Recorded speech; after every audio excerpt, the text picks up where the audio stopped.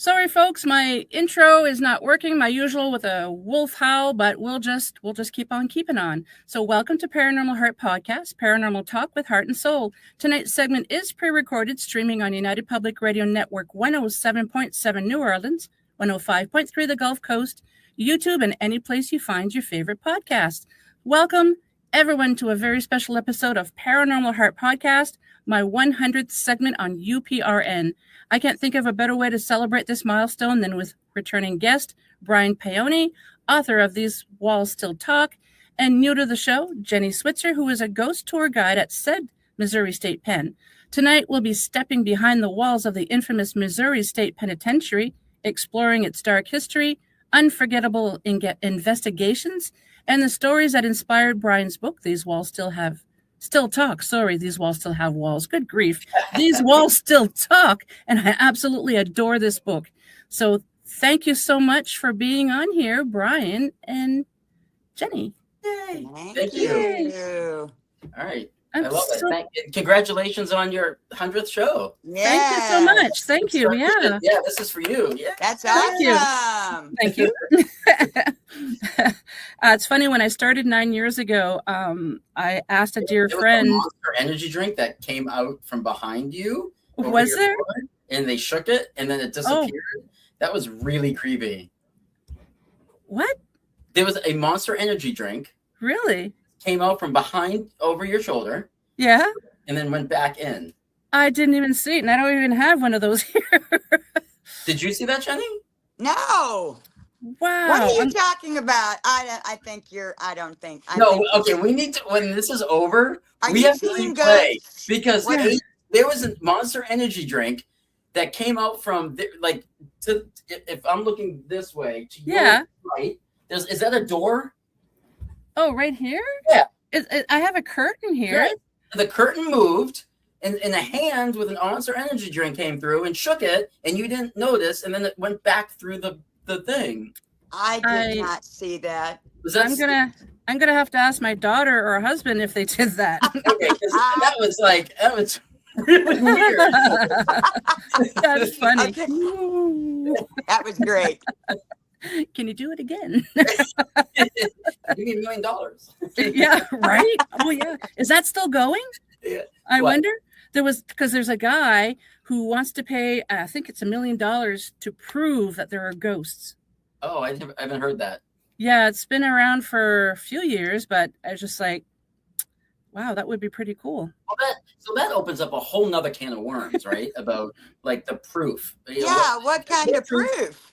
Well, your proof is different than my proof, is different than Jenny's proof, is different than the next person's proof, right? Because what you need to believe is going to be a different level than what I need to believe, right? Yeah. What does he need for proof?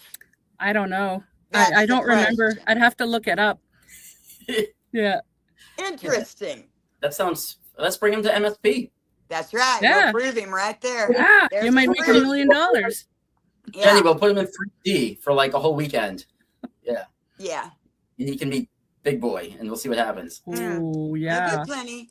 Don't forget us little podcasters. Yeah, come on. You're welcome. Yeah. That's awesome.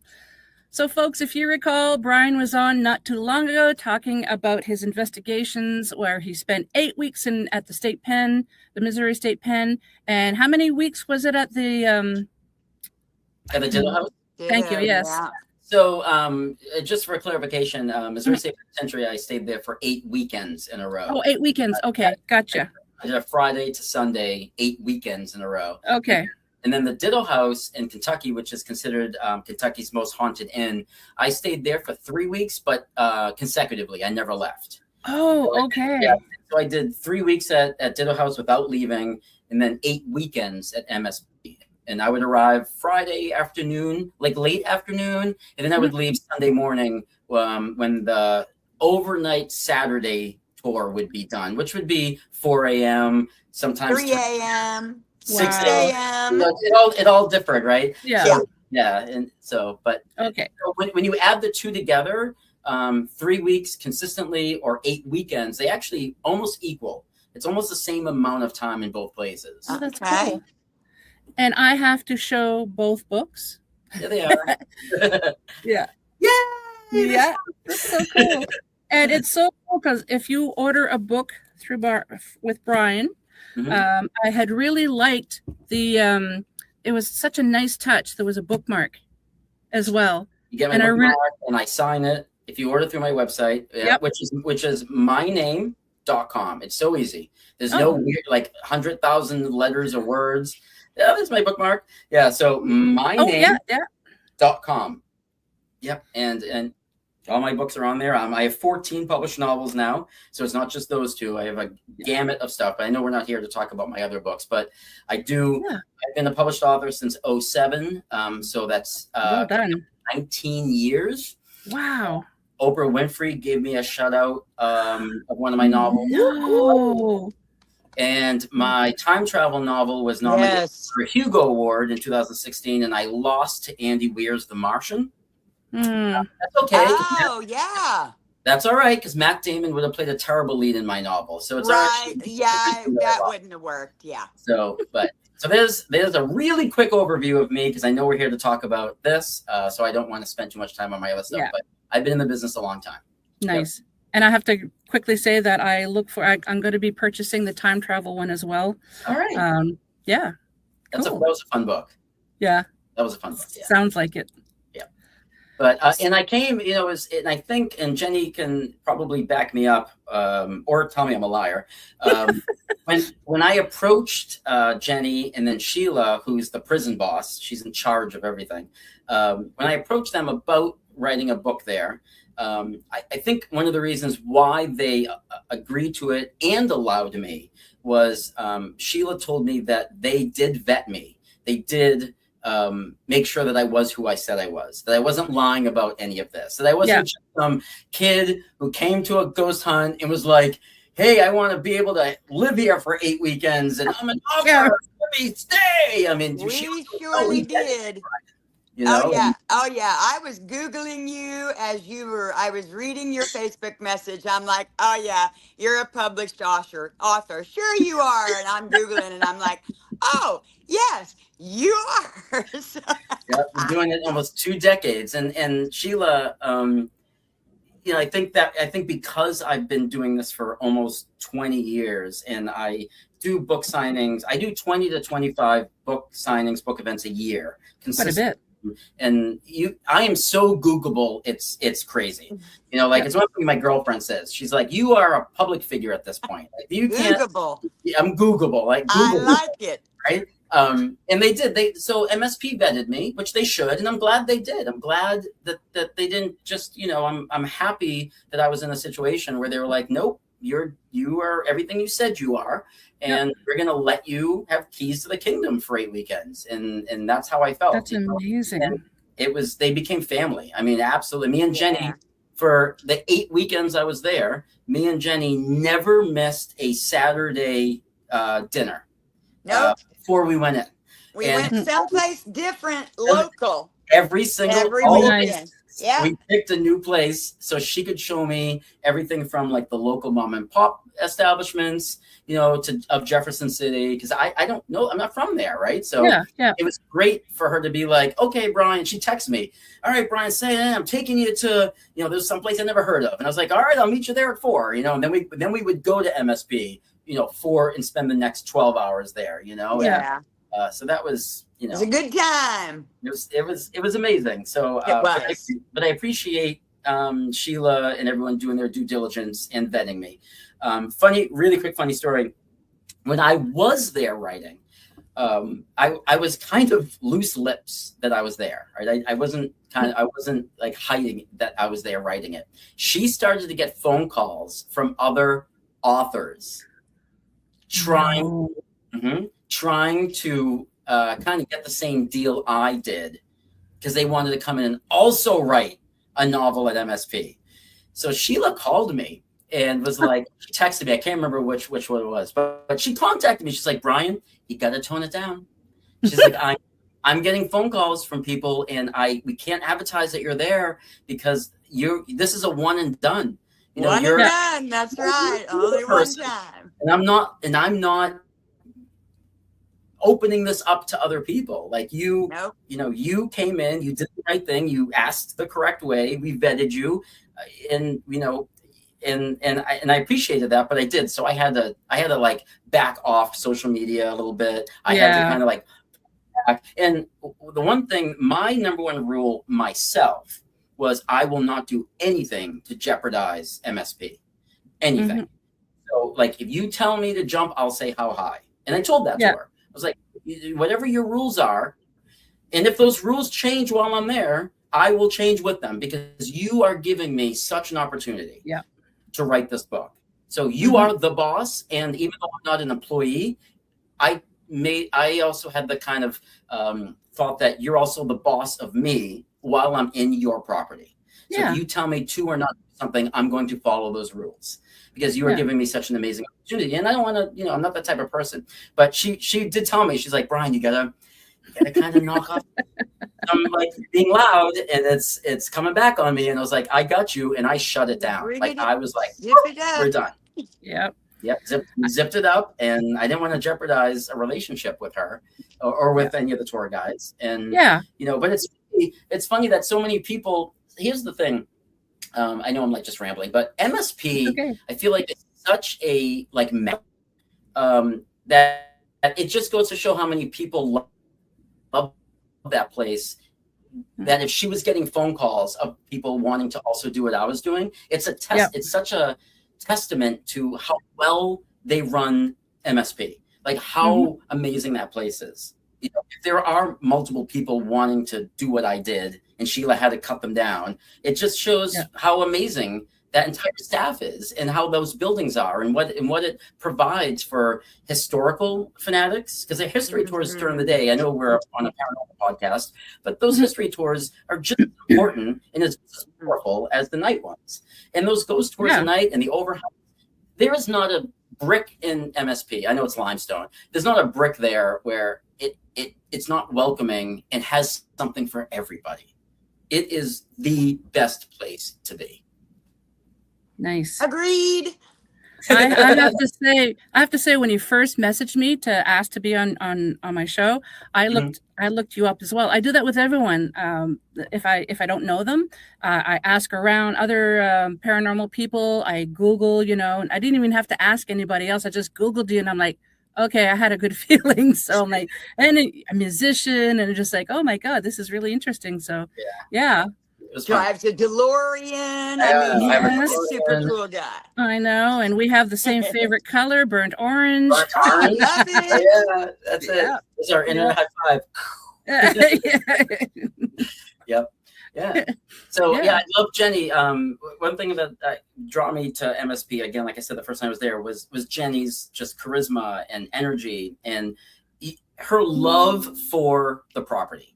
If you come to MSP and you do a tour, all of the guides are amazing, absolutely amazing, all of them. Jenny is definitely the Spitfire guide, and you can't help but like get wrapped up. It's it's infectious, when you're around her. And I would love, I'd love Jenny I'd love to hear, now that we're like talking about this, how do you keep that energy up like every night after night after night with all those tours? Because you don't ever change. You don't have a down night. It's crazy. I don't. And, I'm just going to tell you, I've got a birthday coming next week, and I started doing this. Happy birthday. Oh, thank you. I started doing this. It's going on 12 years ago. And so I was younger. I had more energy, but I'm honest about it. There are some nights that you are going, oh, man. Well, at least me, older, I'm just tired, this evening. And it's like, but I got to go. The guests are counting on us. And you get there, and I'm not joking. As soon as the first couple of people walk up, it just turns on for me. But I have been told from day one, I don't have a down day. I just don't. I don't feel like there's a need. It's kind of, to me, wasted time to be down. I'd rather be upbeat and keep others that way. So yeah, I guess that's what makes me do what I do. I don't know. Yeah, and I portrayed that. And Kat, you read the book. Yeah. You've never met Jenny until tonight. Nope. I mean, so I portrayed her in the book as how she is in real life. Just this chipmunk energy, this spitfire. I love that chipmunk energy. I like that. I've not heard that before. Yeah. That's good, Brian. I like it. So full disclaimer, that's what my girlfriend calls me. She says, "You have chipmunk energy." Okay. So All right. I have to footnote Alicia on that one because that's her. She says, "Brian, you got chipmunk energy." So Chipmunk energy. That's you too, and I think that's why we get along so well. I think we have that same like vibe. Yeah. Yeah. So yeah. Oh, that's funny. I was going to ask something and I lost my train of thought. Just lit. That's all right. It'll come back. It'll come back. My train derailed. Oh no, it wasn't really a question. So it's kind of thanks to you, Jenny, that this book was written, because had he not gone, maybe he wouldn't have written the book. Well, shall we talk about how this actually happened with this man?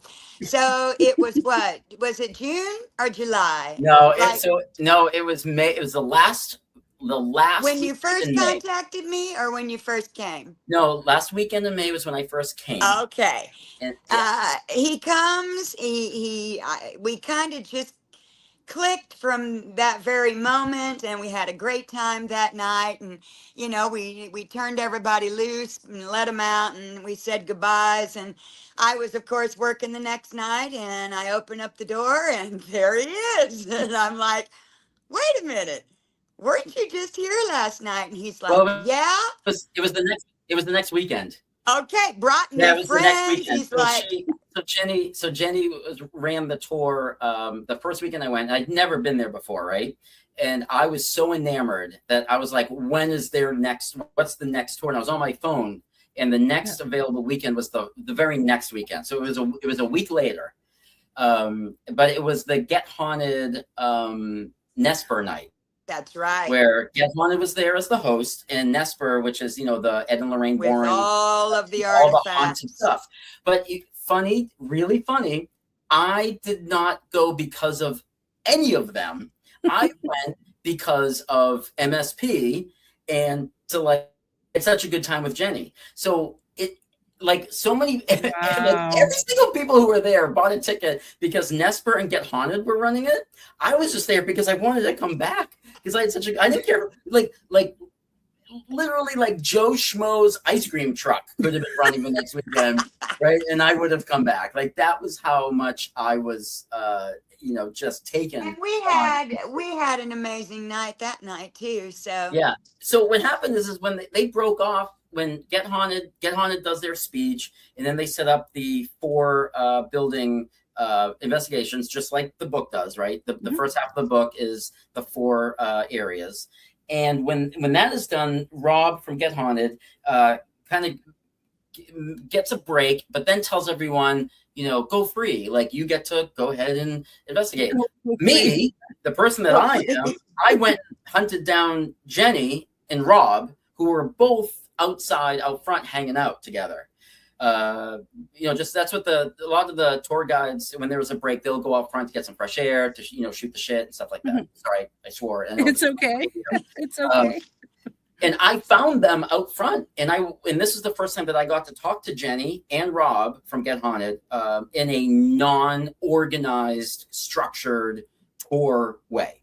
That was the first time, and I wound up staying outside with them and missed the overnight investigation. Oh no! Because I was just hanging out with them, and so that's where I started to feel comfortable with Jenny, and then with Rob from Get Haunted, and I didn't even know who Get Haunted was before that night, right? So this is my first time meeting them. Now they, and if you read the book, you know that they are the company that runs the ghost hunt, at the prison that night. So this was a lot of firsts for me on that second ghost hunt. And that's when I left that night with the thoughts going in my brain. I was like, there's a book here. I don't know what it is. I hadn't had any plot line yet. I was like, but I can't not do this. I love serendipity. That's one of my favorite words when it really happens. And I think it was serendipitous that I went the weekend before, and I was on Jenny's tour, And it's serendipitous that it just so happened that the next weekend I met Rob from Get Haunted and the Nesper people, because now I'm actually really close with Wade and all the Nesper guys. Yes. Nice. Because of that night. That's like, if that's where I can cycle. All because of Jenny. All because of Jenny. If Jenny wasn't who she was, Yep. I don't know if I would want to go back. And this is why, I was like, I had to make the decision as an author, because authors, when you have an idea for a book, if it's centered around a real place, you make a fictional place instead. Right? You go, okay, I have this idea for this book about a ghost hunt gone wrong, because that's what These Walls Still Talk is about. It's a ghost hunt gone wrong. I very well could have created a brand new fictional place with a fictional company and fictional tour guides. And I was like, no, there's something special here. These people need to be like immortal. And this is something special. Like, why? These characters have all written themselves. Jenny is literally a character in herself. I don't need her. Put her on paper. Like, I was like, what would Jenny do? Bloop, bloop, bloop, bloop, bloop. So when the movie comes out, is Jenny going to play Jenny? Absolutely. I would be Of course.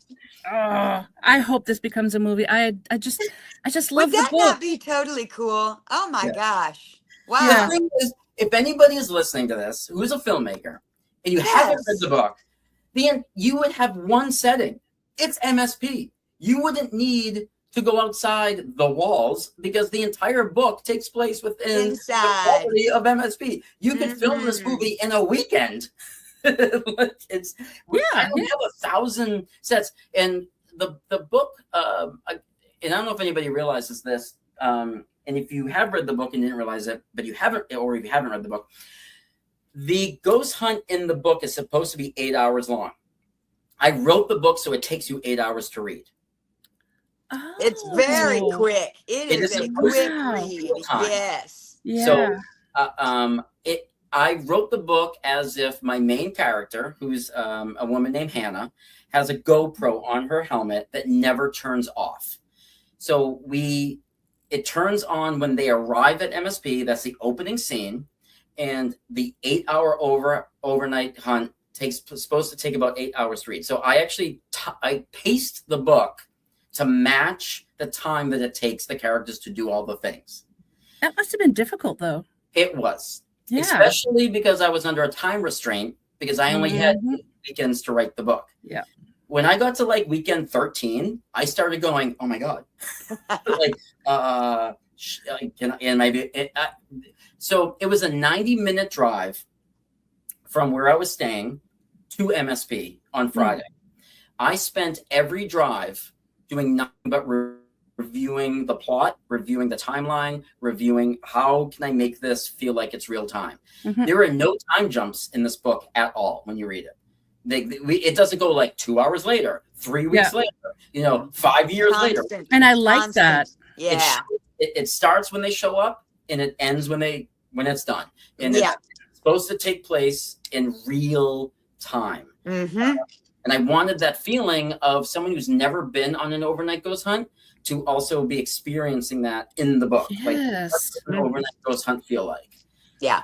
And like I told you before, because I have a background in paranormal investigating, I really appreciated that, because it's like, this is amazing. It's like you're step by step telling people what an investigation is like. And I wanted to make sure I wasn't mansplaining either. Right? Okay. You can talk down to a reader, and I never wanted that to come across. I never wanted to write anything that made me think that my reader was stupid. And I don't think you did. I hope I didn't, but so I integrated the technology in an organic way that if someone didn't know what the technology was, they understand it, and somebody who knows what the technology is doesn't feel like I'm talking down to them. I kind of did slowly integration. And in the writing world, we call them info dumps. And info dumps, if done wrong, can feel like you're being talked down to. And I made sure that I kind of like ease that in. So, when funny story, really quickly, I did not know that a REM pod was a REM pod. Yeah. Until about the 4th week there. I thought it was a REN pod. Oh no! Because I don't know anything about the technology.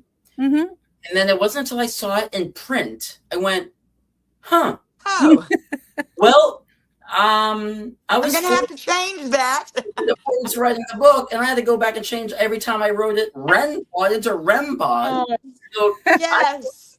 that's I funny. wrote the book through the eyes of somebody who doesn't know. Mm-hmm.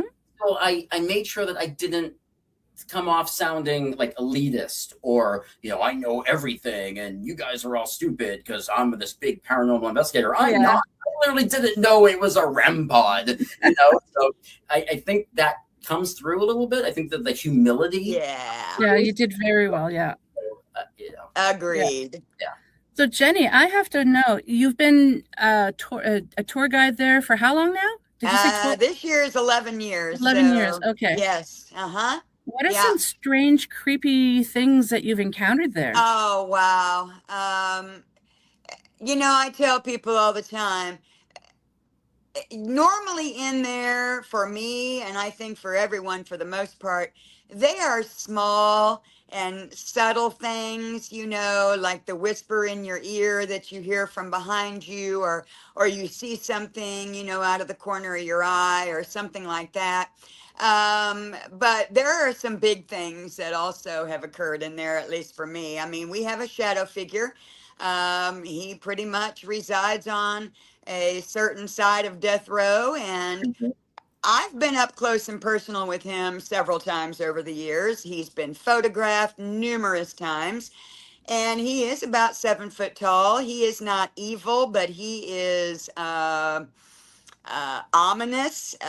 He's just quick. He's there when you least expect it, or you see him off down at the end of the hallway, and he's standing down there, and he's kind of just watching and looming in the sidelines over there.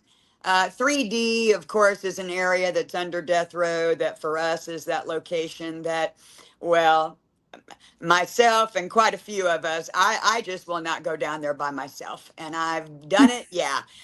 11 years I haven't gone down there, and I don't plan on doing it anytime in the future, even in the daytime. It's just a different feel down there. So, we've got death row. We've got that area, which was not only punishment, but mentally and criminally insane back in the very early days. We have dungeon cells that were cave dark. Men were kept in complete darkness for months and years at a time, and they came out blind and crazy, and they killed each other, and they died of starvation. They were fed bread and water once a day. There are a lot of places in there where things can occur. And so I've had anything from being touched to, again, the whispers in the ear, seeing shadows, equipment going off. But I'll just tell you, probably my biggest thing that, and this is fairly recent, and you kind of keep like a top 5 list, Yeah. Very quickly, hard to explain. I don't even know how to explain it because there isn't one, but myself and a guide assistant and a couple other employees, another guide, Reese, she's in the book, of course, and Logan, who works as an assistant. We were all down on death row during a ghost hunt. And so we had REM pods down there. We had taken some K2s and things. And during our hunts, people are kind of just moving around on their own. We're out with equipment. People bring in equipment. And so we kind of just set up sessions and, people come along. So there were maybe half a dozen guests that had joined into the area where we were. And there were some people behind me that really thought the REM pods going off were cool. They're like, we've really never seen this happen before. And I'm like, great, glad you're enjoying it. And it's hard to kind of explain because you can't see it, but about halfway down death row is a little area that you can just tell you're halfway, okay? And myself and this guide assistant are standing in there. His name is James Parker. It's pitch dark. Everybody else starts leaving the area, going on, doing other things. He and I are still standing there. And we're in the dark, and all of a sudden at the end of the hallway, I see a cat toy going off. And I say to Barker, I'm like, hey, cool, look at the cat toy going off. Yeah. And he's like, yeah, that's neat. And then I'm like, wait a minute. We didn't bring any cat toys down with us tonight. So we're like, all right. So you're trying to mentally make sense of what's happening, of course, and trying to make sure if it's real or not. Mhm. Death Row does kind of go in a U-shaped pattern where you can kind of walk around in a circle. So I'm thinking maybe some guests came in from the backside and they've put some cat toys down there on the end. And so I immediately clicked my flashlight on, for us to be able to walk down and see. And the wall was directly in front of us. So we had went from midway on Death Row to the end of the hallway, but neither one of us took a step. We just did not move. And so about 2 weeks after that, they were downstairs on a hunt. I was not working. They had a spirit box running. And I think it said something like time hop. So we don't know if we stepped through something or something happened in that midway of Death Row. But what we do know is neither one of us took a step, and we went from the middle of the walk all the way to the end with a click of a flashlight. So, it can be a lot of different things in there. There's a lot of residual, and of course that's from all the brutality and violence and death that went on. And we can go on and on about that. The history of that place is just beyond your comprehension. So intelligent, residual, cigarette smoke, that kind of thing, coffee brewing. So Jenny, you and I, when I was there writing the book, you and I went through one night to close up all the buildings. Yeah. We were closing up the women's unit. Nobody was in the women's unit. We were going in to do our final check, and both you and I walked through a cloud of perfume. Yep, perfume. Mm-hmm. So that's in my diary at the end of the book. Yes. So this is a good part to say this. Yes, so my novel. My novel residual. is a fictional novel about a ghost hunt gone wrong. But while I was there for the 8 weeks, I kept a diary of everything paranormal or unexplainable that happened to me, and it's included at the back of the book. And I love that. This is one of the things so me and Jenny were closing up the women's unit, and we were on the first floor we had come through the door, we had gone left, and we had taken the first right to start calling up, is anyone in here? We're closing up for the night. We ran at it, corner. And it was like someone had squirted a perfume in our faces, and then it was gone. But we both smelt it at the same time because we both stopped, and we're like, she's like, did you? I was like, did you? It was so. Yeah. I know sometimes there's that hive mentality where I hear something, and then people are like, what'd you, and then I go, did you hear that? And someone who wants to hear something goes, yeah, I heard that. Yes. But me and Jenny were like, and I put that in my diary because I've never walked through something so strong. Yes. Perfume, and then it was gone. Oh. Mm-hmm. It was like lilacs and flowery, and it was one good breath, and then it was gone. And we both stopped. And I was like, holy shit, what what the heck was that? And Jenny was, that's welcome to MSP. Exactly. And again, it's just little subtle sounds when you walk into a housing unit. Or another thing that happens frequently is when we do clear buildings out at the end of the night. You go into a housing unit and you are yelling, of course, we're trying to make sure we're not leaving anybody in and locking up. And you can yell, is anybody in here? And you'll hear somebody go, yeah. And you're like, well, come on.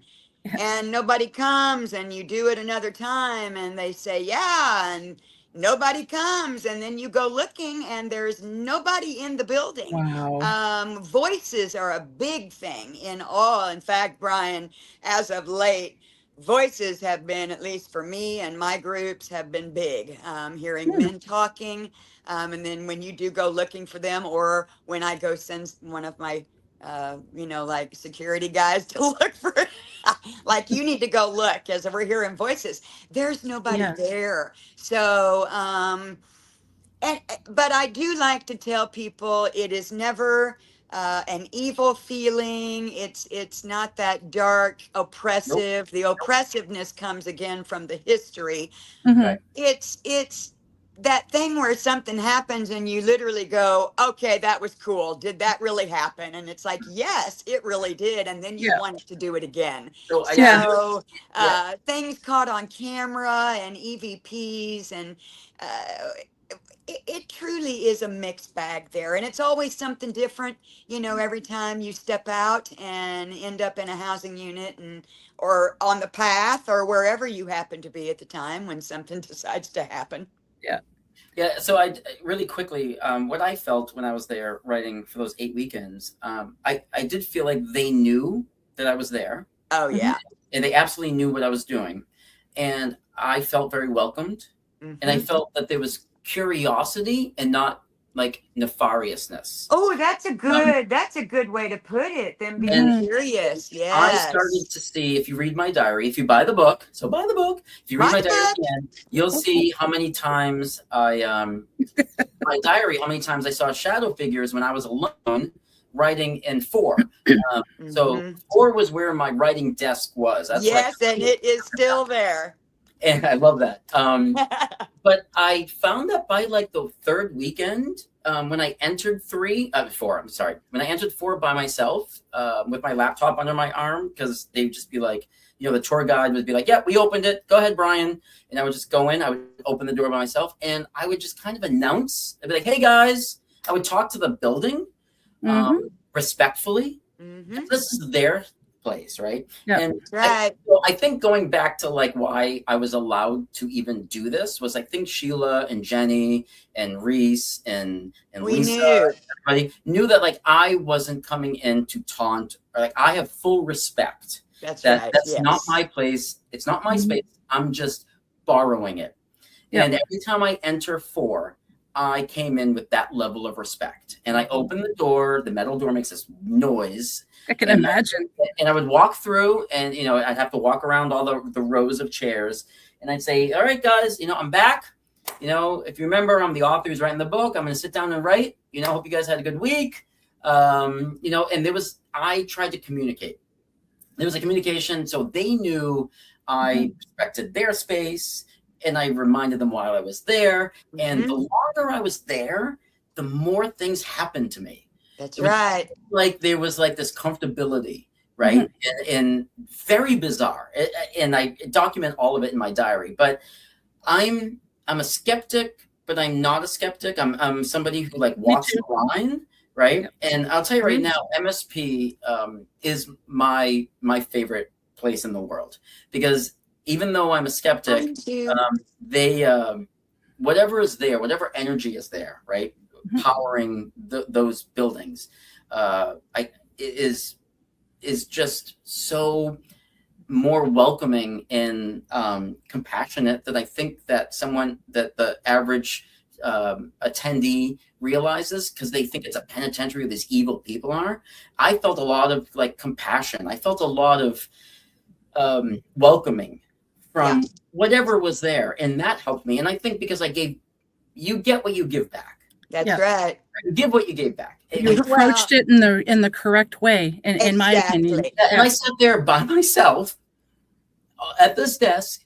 Sun is gone. It's pitch black. It's whatever time. I'm alone in this building, and I'm seeing shit out of the corner of my eye, but never did I feel threatened. And that's what I tell people. People ask me all the time, aren't you scared to work here? Well, first, if you're scared, you can't work here. It's not going to work. Yeah. But I've never felt that way, that I don't want to come back. And, Brian, every time, well, at least for me, every time I hit a housing unit, it's hello, boys, here we're back. They know us. They know our They're telling their voices, story. They know why we're there. Yeah. It's to keep them alive, so to speak. There's just a lot of trust. What I feel are just souls that have just decided to stay there for whatever reasons. Right. And, you know, we're never going to understand those reasons. So we just take it as it comes. But yeah, it is also my favorite place. There's absolutely no doubt. It's literally like, it's my home away from home. Like, that's what we all say. Nice. I mean, most of us have been there. I mean, we're all long term. We're lifers, so to speak.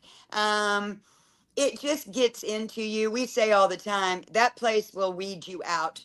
If you do not belong there, it's going to get rid of you on its own. I think that's a great point. That's a it does. Yeah. And that's why all of us have been there as long as we have, you know. And I'm such an outsider, right? I'm not part of the MSP employee crew.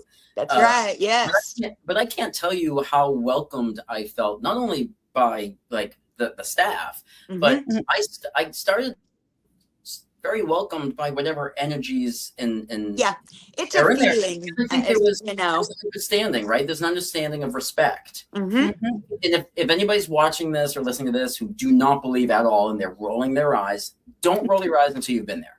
Yeah.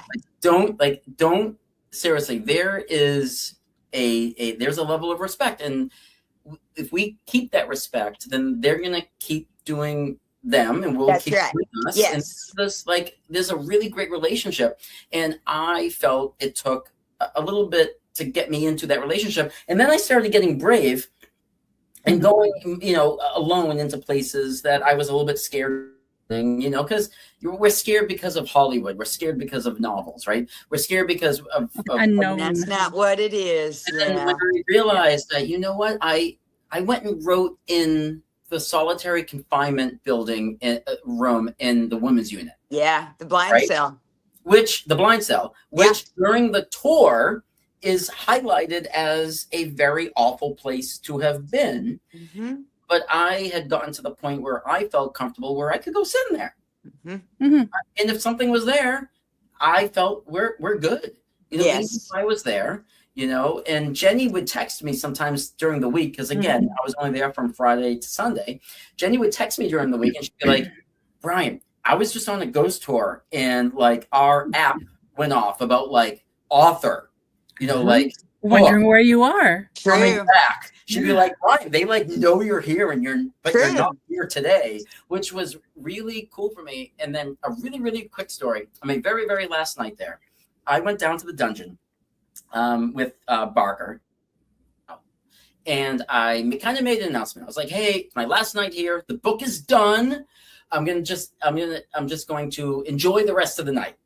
And when I was walking up the stairs from the dungeon up to 4, we were about halfway up. I felt something grab my elbow, but not in a like malicious or tugging way. It was almost in a very like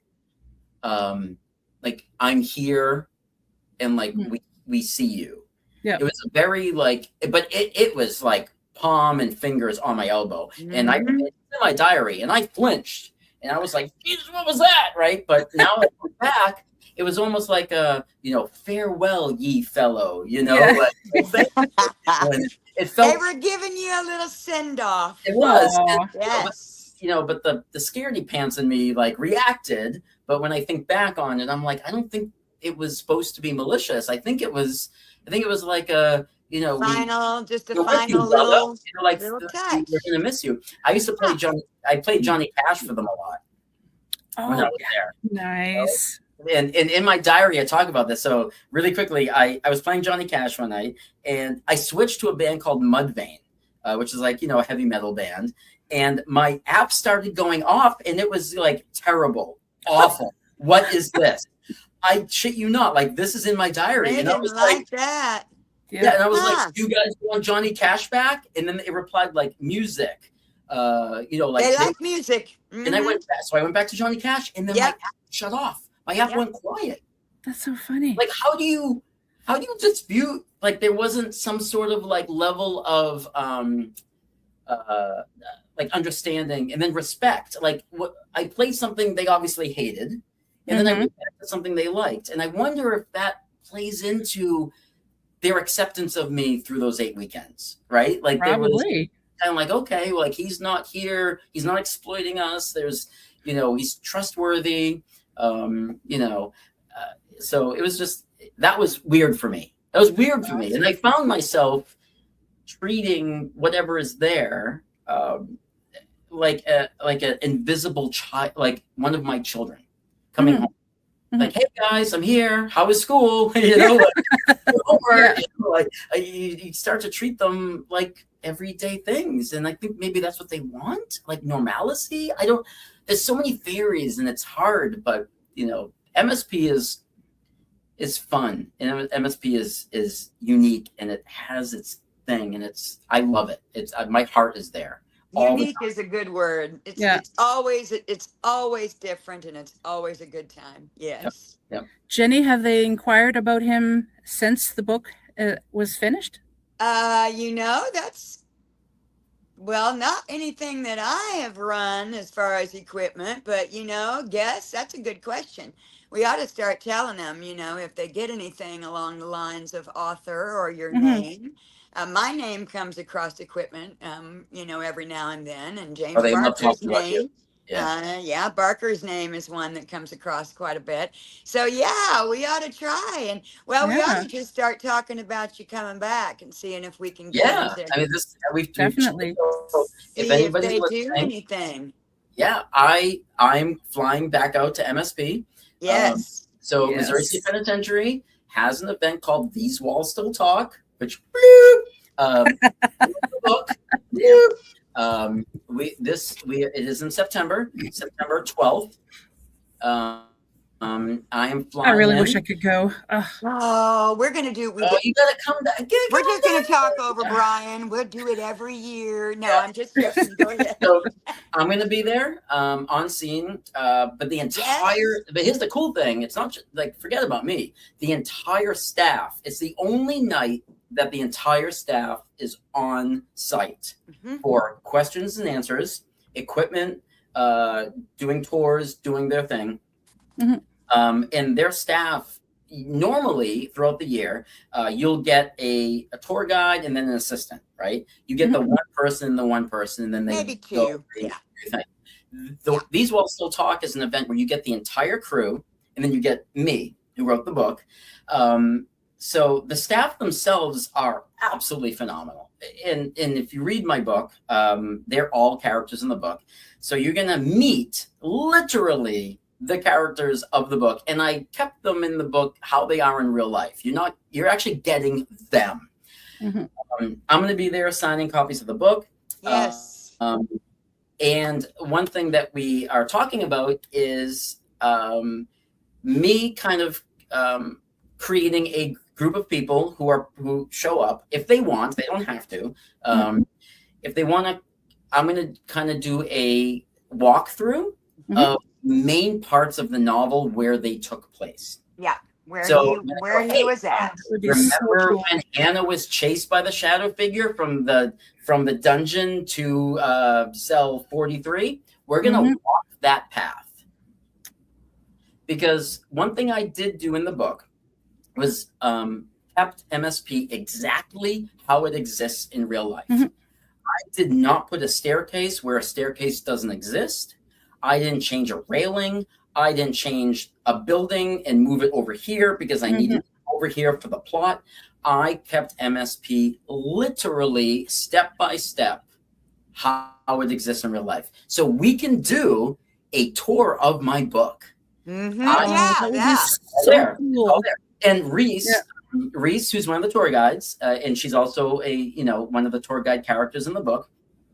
Amazing. She's got her own personality, colorful, adds to the whole experience. If you ever get on a tour with Reese, you're also very lucky. She's just so cool. Yes. One of her compliments to me when she read the book was she said, "Brian, you did such a good job at keeping the buildings where they are."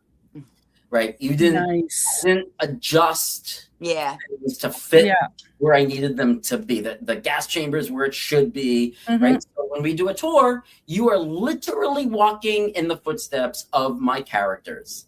Mhm. How did they run from 4 to 3 when the riot breaks out? The Yes. 1950 riot. We can do that in my tour. So I will without the riots. the riot, yeah, Without the right. riot. Yes. But it's Yes. cool because I think there's people who have read the book now who want to do an overnight ghost hunt, who want to come to MSP, but also are like, you know what? I'd spend 45 minutes of my night walking around with the author and him pointing out, this is the cell where Hannah hid in when Big Boy is coming up the women's unit and, trying to find her, the end, right? Like, this is the cell I picked. This is the actual cell that she sat in. Yeah, and so it's going to be a fun experience because you can apply the book to real life, like, location, because I didn't change a single thing of MSP because MSP is perfect as it is. So, Brian, you are now part of the history of the penitentiary because an author, like in the future, they can say, an author actually stayed here so many weekends, wrote a book, so you're now part of their history. Yep. How cool is that? It's a very cool. I do not take that for granted anytime I talk to Sheila or Jenny or Reese or Lisa or Dano. I don't take for granted the fact that they welcomed me in as their family. That's it. They are the tour guides are a family. They really are. If you haven't experienced what happens in that break room when there's a break or between tours, they are we'll keep that to ourselves, okay? Because we don't talk about what goes on at MSP. No, I won't. I'm just joking. What I'm saying is that they're way closer. We'll talk after we're done recording. Okay, there we go. Yeah. Off camera. No, they're way closer than I think we are. The guests realize. We have a great time. I mean, and then they welcomed me into that group with open arms, and that was very humbling for me. And I don't take it for granted. Like I love that was included in a lot of their stuff, and because they didn't have to include me. They could have been like, oh, there's a dude writing a book, and he's going to be an a-hole for the next 6-8 hours. Yeah, and then bye. And me and Jenny went to dinner every Saturday night. Yeah, it was great. We're going to do that again when you come. So there's. When you go to MSP, this is for everybody watching. If you go to MSP, when you go to MSP, yes, you're not just gonna get your run-of-the-mill like tour guide, ghost tour or historic tour or overnight ghost hunt. You're gonna get like something you're gonna walk away from and be like you're gonna feel like you're part of something bigger, and that's how I felt, right? And I'm not just saying that because I wrote a book there. That's how I felt before I wrote a book there. I walked away going, there's something bigger here. Yep. And it's because of them. It's because of the tour guides. It's because and you can see your excitement too. Like, they're great. That's why I loved writing them in the book. I had so much fun writing their characters because their characters are who they are in real life. I didn't change anything. Reese is Reese. Lisa is Lisa. Dano is Dano. Jenny is Jenny in the book. Like, if you come to MSP, when you come to MSP, you're going to be like, holy bro, that is Jenny. That's her. Doing the thing he thought about, he just took her and plucked her in the book. But September 12th, right? Is that what 11th? Yeah. 11th. No, 12th. Sorry. Saturday, 12th. Yes, Saturday. So 12th. September 12th. Yes, it's already here, which I can't even believe. Brian doing the little walk around to the places that he was, and then we're also going to do like some investigative sessions with, each of us and some different equipment in the different buildings and locations. We're giving away free snacks and drinks, of course, and the free T-shirt. Free. We do. Free. Yes, the T-shirt is awesome. That is amazing. That is so much. I love that T-shirt so much. We even do free drawings, and all it is as simple as writing your name on a piece of paper, and it's the name drawn out of the hat. We give away, we've done, overnight tickets in the past or hoodies, probably do maybe a book if somebody hasn't bought one already. So we have a great time. Again, it's a little bit of investigation and a whole lot of fun. So we cap it out at 100 people. We're already at about halfway, and so Wow. tickets are selling pretty fast. We really do hope everybody can come. Again, it's September the 12th. Check-in starts at like 7:30 and we end by 3 a.m. So it's a full night. It's a full night. So yeah, we even probably throw in maybe a scavenger hunt again this year. I don't know Nice. what we'll do. Yeah, we Jenny's have a good time though. being humble. We are over 50% of ticket sales. Yes. So I did get the number update. So if Nice. you're thinking about coming, buy your ticket now, like sooner Yep. rather than later, because this is one of those things that as we get closer, tickets will sell faster and It faster. will sell out. Yeah, we sold out last September. Yeah. So I was there writing when they had one of these events, and it sold out like up to 2 weeks before. Wow. And I had people Facebook messaging me, knowing I was there writing, asking if I could get them in. And I said, not this isn't, not my circus, not my monkey. I can't. And you couldn't come that time. So see, now this year he's there as well. So it's just going to be, going to be the best one we've done. We've done this now for several years, but by far now that Brian with the book, there's just so much more to it. So we hope everybody can come. I'm going to throw out our website too, just in case. Please, www.missouripentours.com. And again, it's on September the 12th. So yes. Nice. Yeah, and if you go to brianpaone.com and click on events, this event is listed. A link. If you click on it, it will bring you right to what Jenny just said. So if you didn't remember Make that, it easy. this.com event, boom, you're there. Like it's Nice. I've made perfect it time of year. The weather ought to be nice and pretty cool. nice. Yeah. By then, So we have a couple minutes. Open for a great turnout. Yeah.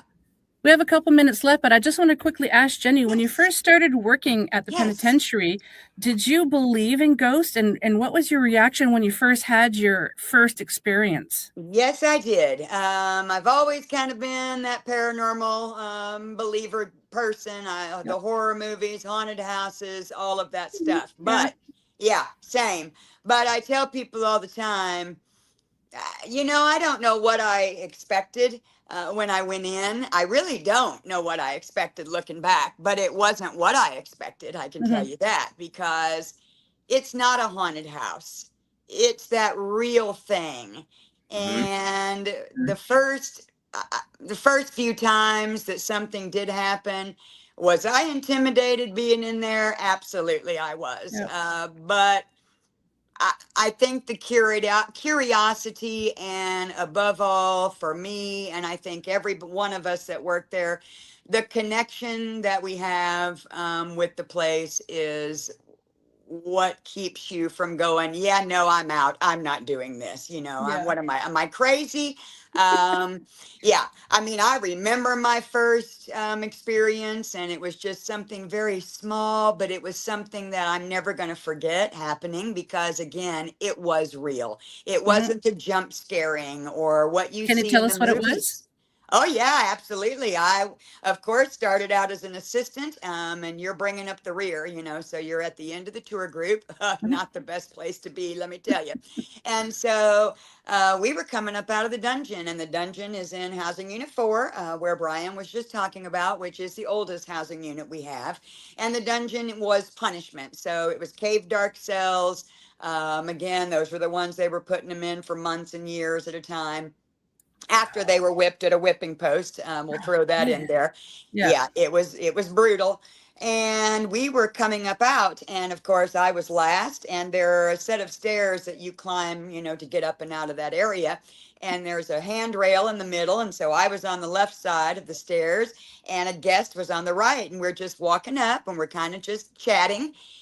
And all of a sudden, from behind us, we just hear a male just kind of clear his throat, do the And we both, our heads turned and looked at each other. I mean, we dead in the eye, and we were like, yeah, we both heard that. I mean, it was, and then we got up, of course, off the stairs as quick as we could. But Wow. yeah, so, and again, it's usually that kind of a light type of thing, that it's just always wanting you to do more. It's something that makes you want to do it more, not scare you away and never make you come back. Yeah. Yeah. Awesome. Yeah, and I just said really quickly, want to just touch on what Jenny said about it not being a haunted house. Like, Jenny gives us a safety brief before we, or whoever the tour guide is, and it's in. I actually put it in the book. If you read my book, These Walls Still Talk, it's actually in step. Jenny, I put the phone down on the thing on the floor and recorded, and like I recorded you giving a safety brief. Yes, I remember. One of their number one rules is if you turn it into a haunted house, if you decide to jump scare anybody, you're out. Yeah. Yep. Makes sense. It's not what we do. We're not clanging on bars. You know, nobody's taking a stick and going go go go go go go. If somebody thinks that's scary, which I appreciate, you know, so their integrity is intact with MFC. That way, you know, if something happens, it's real. It's real. Legit, yeah. It's just not, and it really, another reason we're that way is you are in an abandoned penitentiary at night. So, you know, it's a safety thing first and foremost. We want everybody to be safe. We want everybody to have a great time, and we want everybody to have the experience that they came hoping to get. So, yeah, we just do our best to provide it each and every time. And I really, really hope that people can get out there and come to this event. If they can't make the event, and, you know, we do tours and hunts, of course, and overnights, and our calendar is out there. And so anytime you can make it, we'd love to host you. That's awesome. Well, thank you so very much, you two, for coming on the show. I really appreciate your time. I'm like Brian says, if you haven't read the book, you have to buy it. Yes, I absolutely loved it. Oh my God. So thank you so very much again. Thank if you guys you. Anytime, you guys are welcome back anytime. So if you guys have a couple of minutes, hang tight. I'll say my farewells to my audience, and then we'll just chat for a couple of minutes if you have time. Of course. Okay, awesome. Thanks, guys. So a huge thank you to my special guest, Brian Paone and Jenny Switzer, and to you, my wonderful Haunted Hearts, for tuning in. I also want to thank UPRN 107.7 New Orleans, 105.3 the Gulf Coast for carrying the show. And if you enjoyed tonight's episodes, please like, subscribe, share, and comment. It truly does mean the world to me. And if you'd like to be on the show, have guest or topic ideas, or just want to say hello, drop me an email at paranormalheart13@gmail.com. And I also want to find out, where are you listening from? So until we meet again, take care of yourselves and each other. Much love to you all.